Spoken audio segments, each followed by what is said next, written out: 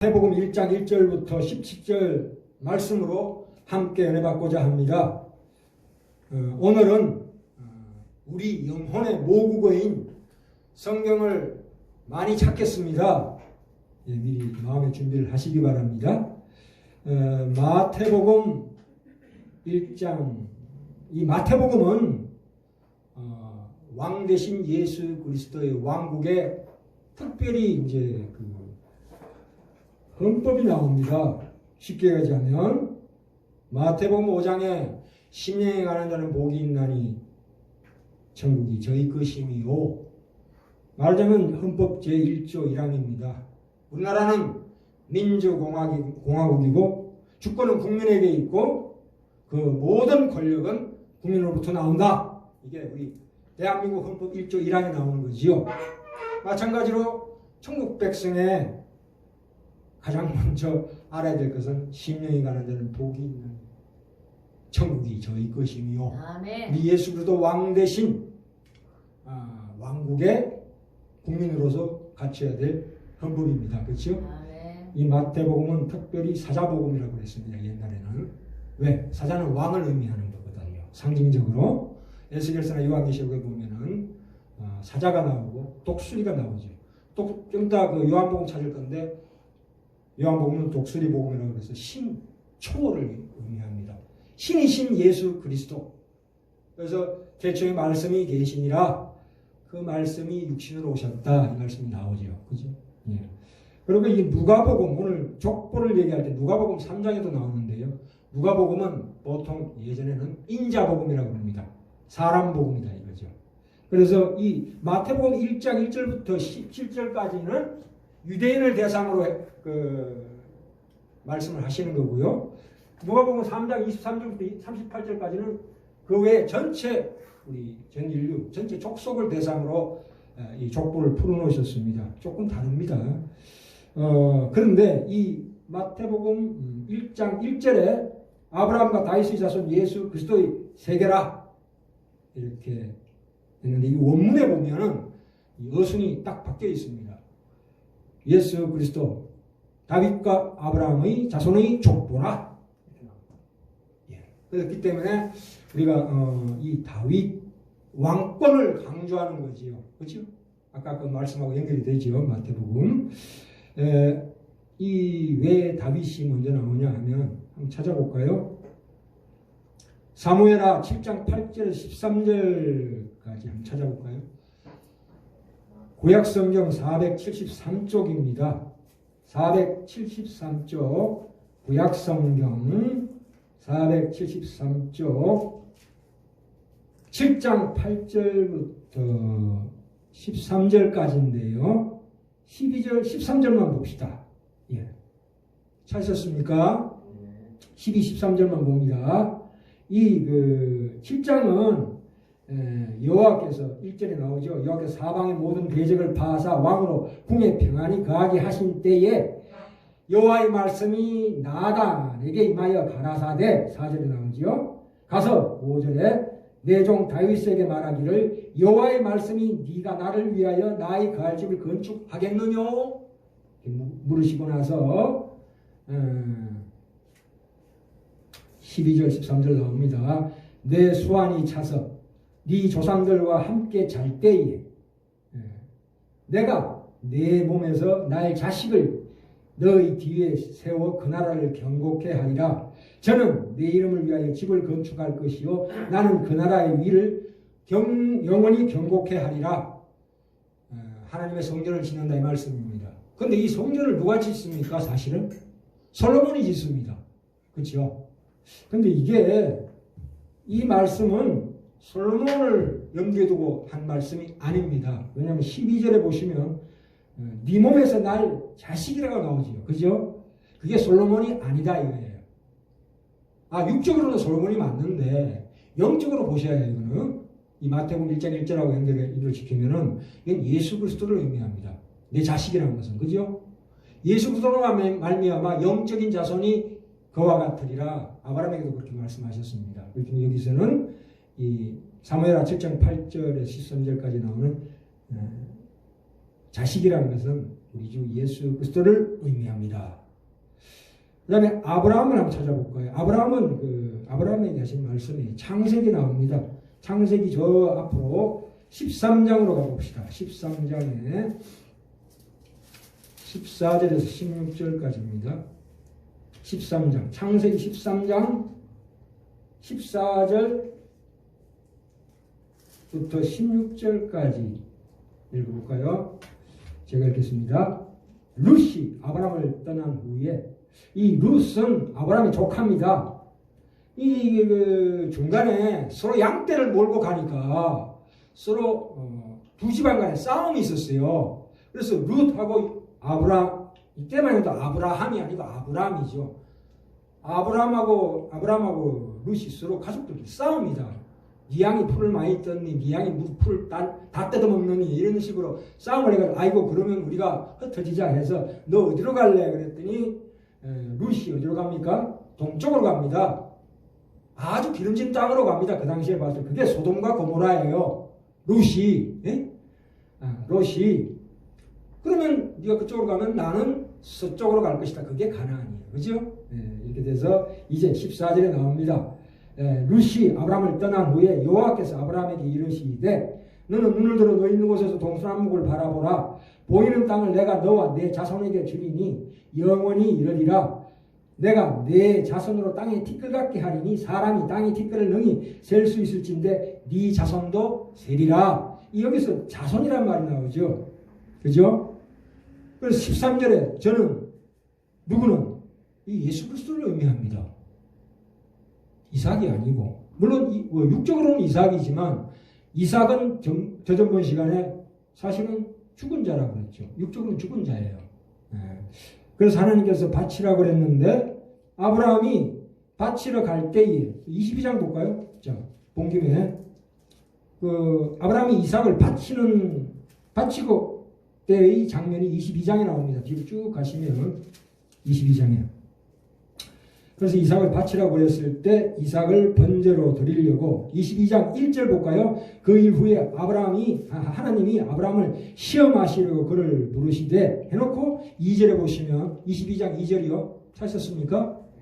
여호와께서 가라사대 내 아들 내 사랑하는 독자 이삭을 데리고 모리아 땅으로 가서 내가 내게 지시하는 한 산 거기서 번제로 드리라 해서 아브라함이 이삭을 데리고 갑니다. 근데 7절에 보시면 이삭이 가로되 불과 나무는 있거니와 번제할 어린 양은 어디 있나이까 했더니 아브라함이 가로되 8절에 아들아 번제할 어린 양은 하나님이 자기를 위하여 친히 준비하시리라.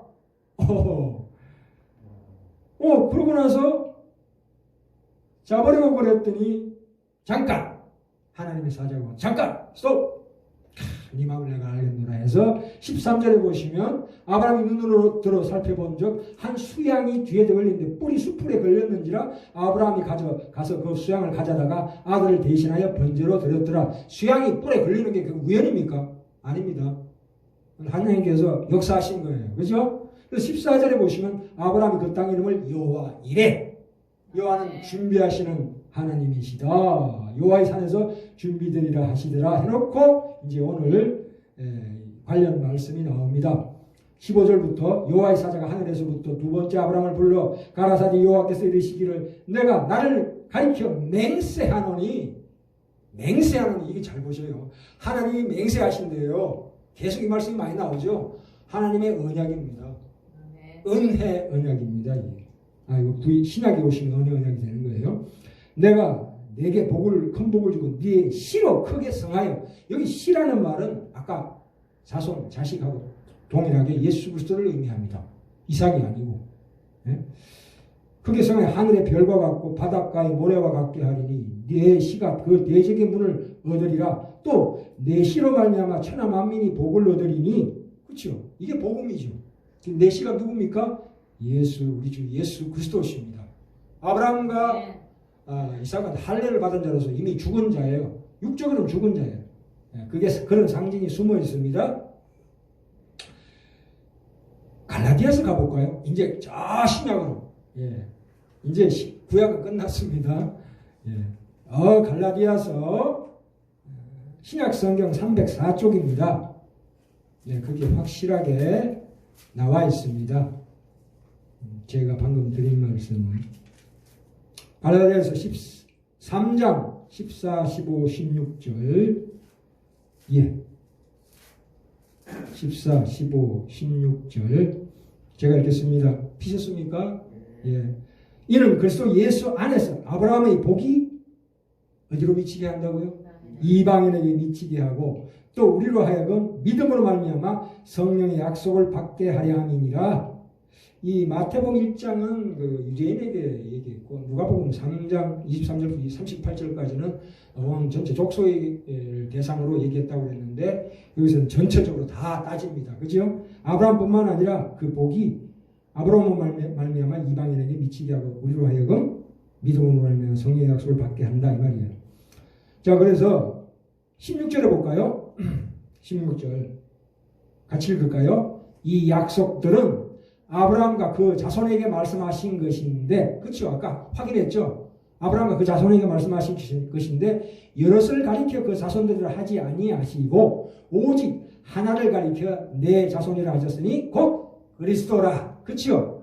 네, 아까 사무엘하 그 7장 8절에 13절까지 하고 창세기 13장 그리고 22장에 나오는 내 자손이라는 것은 이삭을 의미하는 것이 아니고 오직 우리 주 예수 그리스도를 의미한다 이 말씀입니다.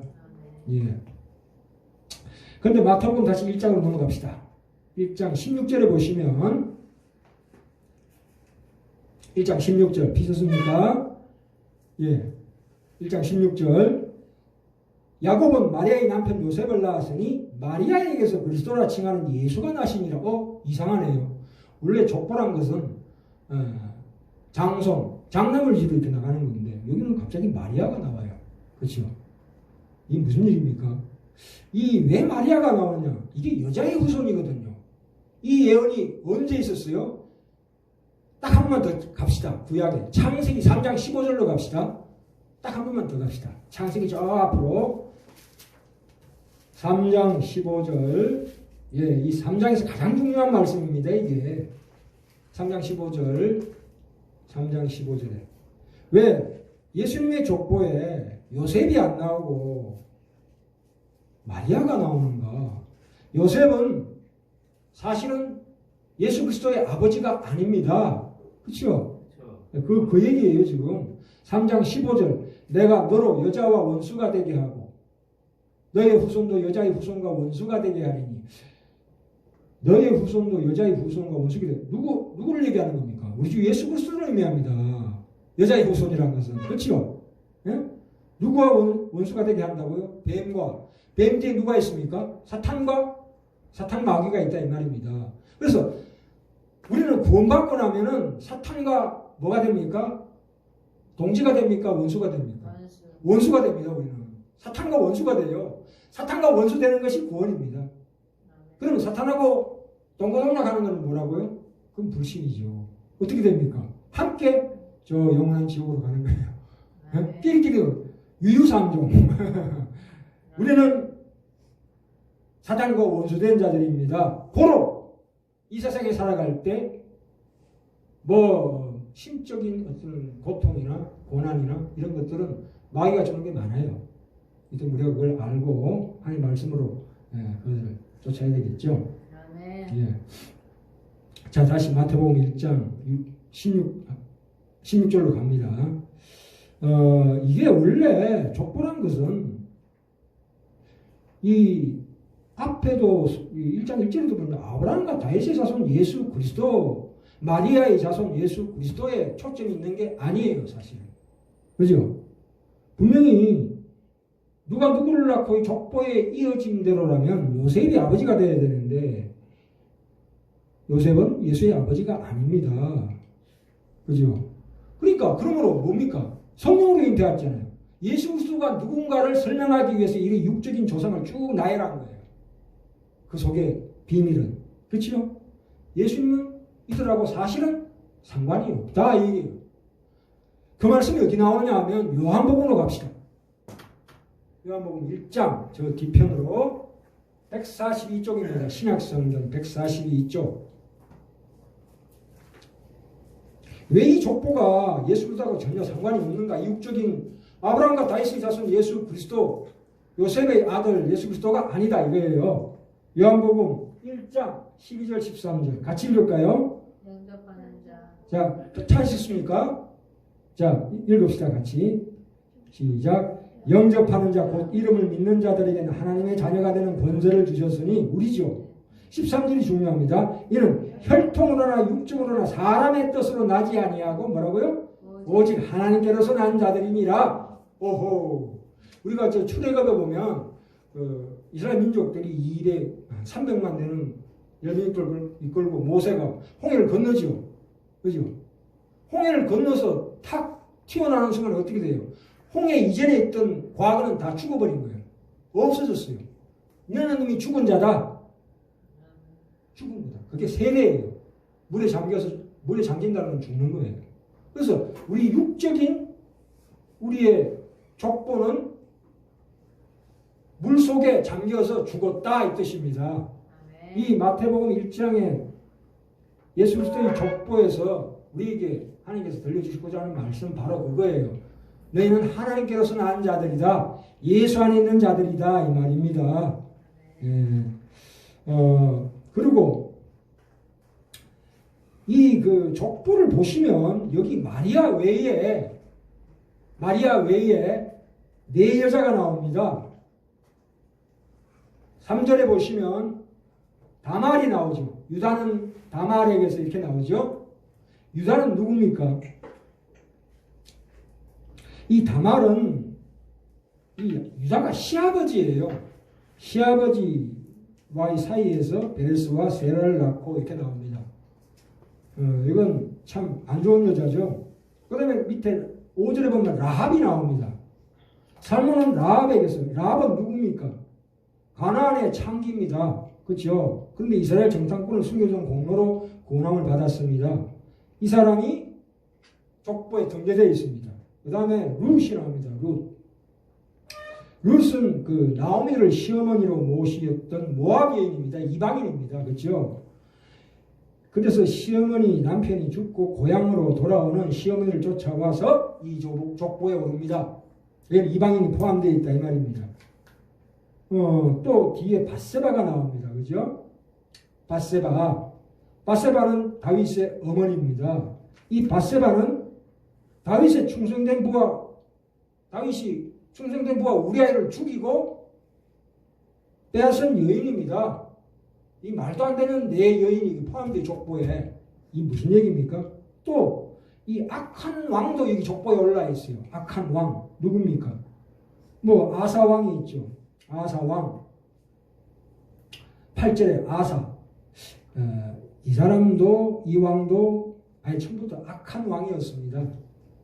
그 다음에 요담 왕은 뭐 처음에는 좀 악했지만 뒤에 가서 조금 좋아졌습니다만 우시아 왕도 악한 왕이었고 이게 무슨 얘기입니까? 그러니까 우리에게 다시 한번 말씀드립니다. 우리에게 가르치려고 하는 것은 이 가운데 이 사람들이 예수를 만든 게 아니다 이거예요. 아니다. 이 가문은 사실 말하자면 우리 가문, 저 김종옥의 가문보다 훨씬 더 못한 가문이에요. 사실은. 그죠? 그걸 확인시켜 주는 거예요. 그건 무슨 얘기입니까? 우리의 예수 그리스도 안에 있는 존재는 어떤 죄의 연약함과 허물로 인한 여러 가지 족보에도 불구하고 그러나 하나님의 나라를 세우는 데 있어서는 그것이 아무 거침이 되지 않는다 이 뜻입니다. 하나님의 복음은 예수 그리스도 안에 들어간다는 것은 전적으로 하나님의 능력과 의지에 관련된 하나님의 은혜입니다. 은혜. 그렇죠? 그 뜻이에요. 없는 것에서 있는 것을 부르시는 하나님의 능력이고 하나님의 의지고 그래서 로마서 1장 17절에 나오죠. 복음은 하나님의 능력이라 이렇게 나옵니다. 그죠? 네, 이것은 다음에 한번 찾아보기로 하고요. 이 성경에 예수 그리스도의 모형으로 사용된 인물은 반드시 의인이라고 보긴 어렵습니다. 또 반드시 무죄한 자라고 보기 어렵습니다. 예수의 모형이 수도 없이 많이 나오죠. 구약에 보면 뭐 야곱도 있고 이삭도 나오고 그죠? 뭐 솔로몬, 뭐 여수아 전부 어떻게 됩니까? 죄 많고 연약하고 많은 허물이 있는 자예요. 아브라함은 말할 것도 없죠. 아내를 팔아먹었죠. 야곱은 사기꾼이고 바울은 스테판을 죽인 자예요. 그렇죠? 베드로는 3번 예수를 부인했어요. 저하고 나하고 비교해봐요. 사실은 우리가 좀 더 잘났다고 볼 수 있죠. 그렇죠? 안 그렇습니까? 그래서 우리가 그래서 위로를 받는 거예요. 나같이 못난 자도 하나님은 예수 안에서 예수도 영적인 자녀로 족보 올려주신다. 생명체계 올려주신다 이 말이에요. 예.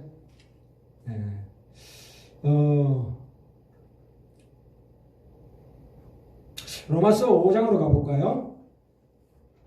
5장. 로마서 5장 12절 17절 245쪽에 있습니다. 신약성경 245쪽 로마서 5장 12절부터 17절까지입니다. 한번 읽어볼까요? 예. 이 오늘 제목이 생명의 족보입니다. 영생의 족보. 그쵸? 예, 전번 주에는 죽음의 족보를 말씀드렸습니다. 죽음이란 사망의 족보예요. 이걸 비교해놨습니다. 지금. 그래서 로마서 5장 12절 피셨습니까? 예, 거기 제목이 뭐로 나옵니까? 아담과 그리스도. 그러니까 사망의 족보와 영생의 족보를 비교하고 있습니다. 12절부터 10절까지 제가 읽을게요. 이러므로 한 사람으로 말미암아 죄가 세상에 들어오고 죄로 말미암아 사망이 왔나니 이와 같이 모든 사람이 죄를 지었으므로 사망이 모든 사람에게 이르렀느니라. 그렇죠? 죄가 율법이 있기 전에도 세상에 있었으나 율법이 없을 때는 죄를 죄로 여기지 아니하느니라. 그러나 아담으로부터 모세까지 아담의 범죄와 같은 죄를 짓지 아니한 자들 위에도 사망이 왕노릇하였다니 아담은 오실 자의 표상이라. 14절 보세요. 이게 아니 아담 이후에 태어난 우리는 죄를 짓지 않는데 왜 죄인일까? 그대로 상속받는 거예요. 상속받는 거라고. 그대로 아담이 한 모든 것들을 우리가 상속받아서 우리 속에서 사망이 왕노릇했다 이 말입니다. 아담은 우리 대표자예요. 그렇죠? 그 다음에 15절. 그러나 이 은사는 이제 예수 그리스도로 말미암아 우리가 사망의 족보에서 생명의 족보로 옮겼습니다. 이 은사는 이 범죄와 같지 아니하니 곧 한 사람의 범죄로 인하여 많은 사람이 죽었은즉, 그렇죠? 우리도 죽을 거죠. 육체로는. 또 하나님의 은혜와 또는 한 사람 예수 그리스도의 은혜로 말미암는 선물, 은혜로 많은 사람에게 넘쳐서리라. 또 이 선물은 범죄한 한 사람으로 말미암은 것과 같지 아니하니 심판은 아담 한 사람을 인하여 정죄에 이르렀으나 이 구원의 은사는 많은 범죄를 인하여 의롭다 하심의 이름이니라. 그렇죠? 17절. 한 사람의 범죄를 인하여 사망이 그 한 사람으로 말미암아 왕노릇하였은즉 더욱 은혜와 의의 선물을 넘치게 받는 자들 우리들의 한 분 예수 그리스도로 말미암아 어디에서 왕노릇한다고요? 생명 안에서 왕노릇한대요. 그렇죠? 야, 대단한 말씀 아니에요? 우리는 예수 그리스도 안에 있는 자입니다. 우리는 누구나 누구를 막론하고 죄인의 신분으로 태어납니다. 우리가 식민지 일본 치하에서 태어난 때부터 대한민국이 아니고 대일본 제국의 국민으로 태어나죠. 그렇죠? 안 그렇습니까? 내 의사는 무관해요. 내가 죄인으로 태어난 거에 대해서 우려하실 필요 없어요. 왜냐하면 그 조상 지은 죄가 그대로 정리되는 거예요. 그죠? 인류가 예외 없이 죽습니다. 그 증거가 어디 있습니까? 누구나 죽는 거로 보면 그것이 사망의 조건 맞구나. 안 죽는 사람 누가 있어요? 아담이 죽었잖아요. 정령 죽으리라. 그래서 우리 다 죽는 거예요. 그 저주의 결과입니다. 그러나 이제는 아담이 죽은 것은 하나님이 하지 말라는 것을 해서 그렇습니다. 네가 하나님께 순종할래 아니면 배신할래? 요 양갈래길에서 그 중립지대에서 누구를 선택했습니까? 하나님 배반한 걸 택했습니다. 그건 자유의지예요. 하나님은 그 자유의지를 주셨어요. 딱 하나의 계명을 내놓고 금지명령이죠. 근데 그것은 행위 언약입니다. 네가 잘하면 복 주고 못하면 벌 준다는 행위 언약은 구약이 정언하고 있습니다. 그죠? 신명기에도 나오죠. 네가 잘하면 상 주고 못하면 벌 준다. 그러나 신약에 와서는 그게 아니에요. 사실은. 물론 그것이 뒤에 나중에 그것이 완성되지만 1차적으로는 우리는 우리 행위와는 전혀 상관없이 은혜로 구원받는다 이 말입니다. 그죠? 그게 은혜 언약입니다. 안 그렇습니까? 네. 은혜 언약입니다. 고린도전서 15장 45절부터 47절까지 보시면 이 첫사람 아담은 사망의 족보에 포함되어 있는 거지만 둘째 사람은 하늘에서 나셨느니라. 그렇죠? 하늘에서 나셨대요. 여기 마지막 아담이라고 나오는데 아까 마태복음 1장에 그 마지막 족보에 누가 있습니까? 예수 그리스도가 그 아브라함과 다윗의 자손 족보 끝에서 돌아가셨어요. 죽었어요. 그렇죠? 그게 마지막 사람이라 이거예요. 사람으로서는 마지막으로 죽었다 이거예요. 그 다음에 다시 태어나서 이제 새롭게 예수 그리스도로 말미암아 새로운 족속이 이어지는 그게 생명의 족보다 이거예요. 그죠? 그래서 전번에 확인했죠. 창세기 5장에는 전부 죽었더라. 지금 이건 전부 나왔더라. 그죠? 물론 나왔더라 나왔지만 육신으로 죽지만 영혼은 영원히 삽니다. 죽음이란 게 뭐예요? 영혼과 육체가 분리되는 걸 죽음이라고 해요. 근데 이게 우리가 영원한 천국에 가서는 이 죽었던 몸이 다시 살아납니다. 그게 구원의 완성이라고 말씀드렸습니다. 그렇죠? 네. 그러니까 성경이 여기서 우리가 진짜 확인해야 될 것은 성경이 죽음이다, 사망이다 하는 것은 어떤 걸 사망이라고 그러냐면 하나님과의 관계가 끊어진 것을 사망이라고 그래요. 그렇죠? 죽음이라고 그러고 하나님 관계가 이어지면 뭐예요? 그게 생명이고 영생이다 이거예요. 하나님의 관계를 의미하는 거죠. 정시간에 말씀드렸습니다.